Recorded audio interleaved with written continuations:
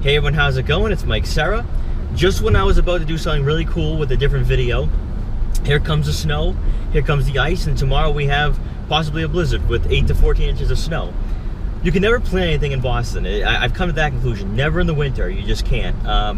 You know, I was gonna do a similar like walk around video or finally use some of the equipment I bought, which was a slider dolly and a tripod, to create a nice video for the car I'm driving and show you how you can actually use this for social media. But I have a feeling I'm gonna have to wait until at least March or April if February is gonna be this bad. I mean, it's come in out of nowhere. This wasn't supposed to happen. We had a 55 car pile up on a highway just about 10 miles north of where I am right now. So you can never plan for any of this. So today I want to talk about combining both digital media marketing and Facebook advertising to create the formula to car sales. I'm gonna go over this really quickly.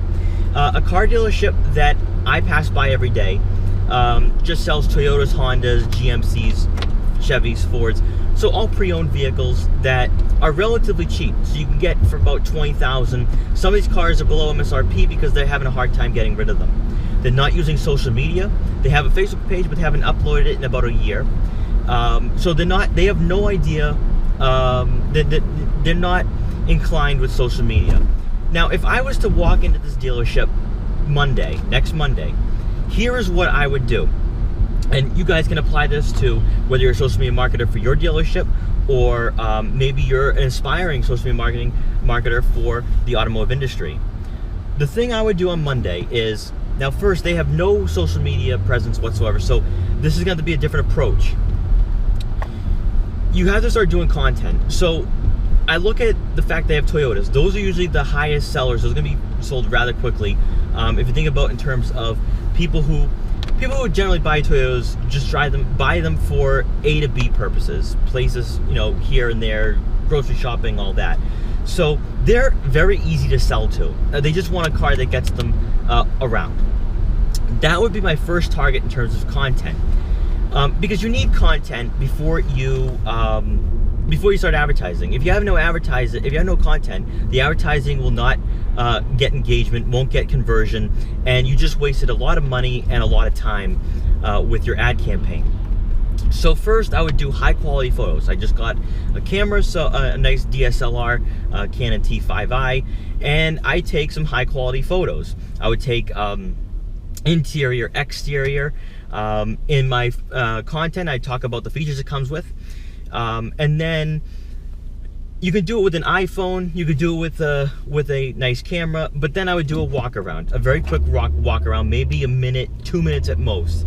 If I was selling an exotic car, I'd probably do a lot longer, and I'd probably be posting on YouTube, seeing as though that many people outside the state would probably buy that car, as mostly luxury and exotic cars get bought. It's usually out of state, some people buy. So that would be that first wave of content that I would post, is for that Toyota or those Toyotas. Once you have that, you have your advertising set. So you find out who you're targeting. So as I talked about in my last video, you find people who are ripe for buying a car, specifically a Toyota. I wouldn't just target Toyota buyers. I target people who are in the same, who would cross shop that particular model or models that Toyota offers. This way, you're reaching the entire market that would be interested in a car in that same price range. Now that we have those cars and we're starting to advertise those, then we move on to the other cars that may not sell as quickly. And now you have tons of content for over the next weeks and for at least the next few days and possibly weeks. So from there, you have a nice little content distribution system set up. Facebook is going to be your primary form of advertising. Reason being is because it's where it's where everyone's attention is, and you have a lot of older people buying. You have a lot of older people on Facebook right now, as opposed to younger people. The great thing for this dealership is that because the cars they sell, they can reach a 70-year-old woman, they can reach an 18-year-old kid who's just about to graduate from high school this year. So they can reach absolutely anybody they want, and because these cars are relatively cheap, you have tons of people that you can reach from multiple different generations. So your advertising is most likely going to be very effective. Now, you can do boost posts, but personally, I would go with the daily unique reach. You want to reach as many people as possible, especially for a car dealership that sells high volume sellers for cars. If this was Audi or BMW, I definitely go with more of the person who's going to buy, like more the ideal customer. This way, with these cheaper vehicles, you go with the entire market because someone is bound to buy it. Maybe, you know, once you start promoting these cars, then maybe you might want to do a $5 to $10 boost post. On the post, you're posting straight to Facebook. Now, the advertisements, I would put them, I would send them directly to the website. So you put it in as a link form. Not just the website itself, but to the actual page that this car is on. So the exact web page. This way, people can go right to the car that they want, that the advertisement reached, and they, ooh, I want that car. They go straight to there. So this simplifies the entire buying process for them. And that's what you want to do. If you can simplify the buying process, they're going to buy from you. They're going to buy from your dealership. Now, the great thing for this one dealership is that it's not a franchise-owned company. So they actually have, in my opinion, they actually have an upper edge.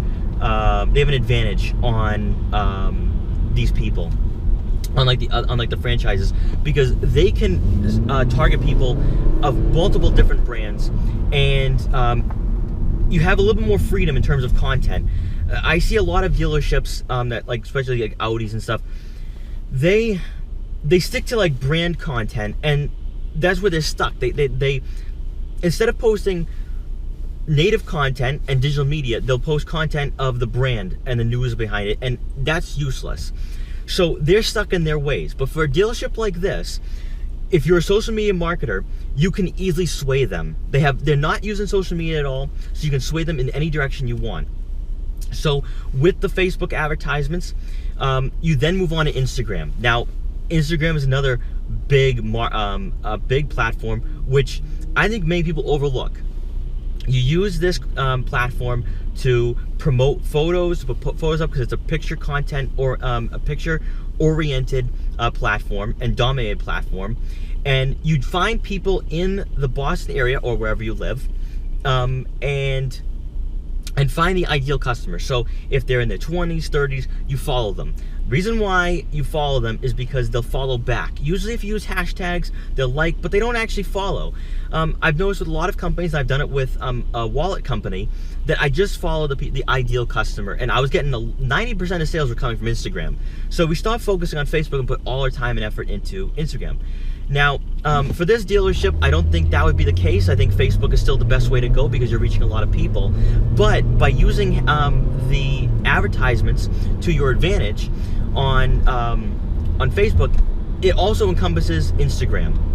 So you'll be having those same ads put on Instagram. So now you're killing two birds with one stone. That would be the main course of action I would take for that one dealership. Because they have no starting point, I can dictate where the content goes, where the advertisement goes.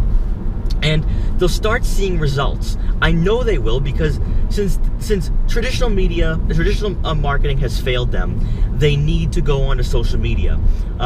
Because they're a local company, they have the upper hand with that. They can reach to anybody in their local area, such as like the 25-mile radius, and you can really get specific as to who you're reaching. It's really important for like these smaller dealerships, because they're gonna, in my opinion, and this is just where I see it, they're gonna be out of business within the next 5 years. I mean, this particular dealership is sitting on about $700,000 worth of cars, and some of these cars have not sold at all in the last like 5-6 months. They're desperate. They need sales.